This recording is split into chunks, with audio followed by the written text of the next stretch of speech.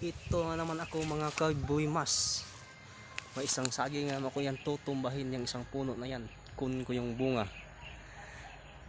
Kayong mga mamamaas dyan, mga matatapang at saka yung mga sisiga dyan at saka mga iisog dyan.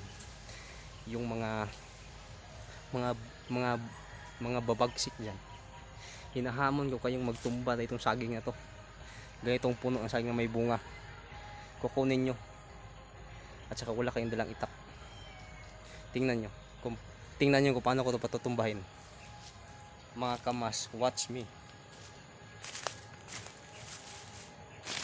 At saka bago ako mag-umpisa, paki-subscribe naman po, paki-pindot ng button po para update po kayo sa mga bago kong video. Paki-support na po ng page ko, mga kamas. Thank you at salamat sa lahat. Ito na.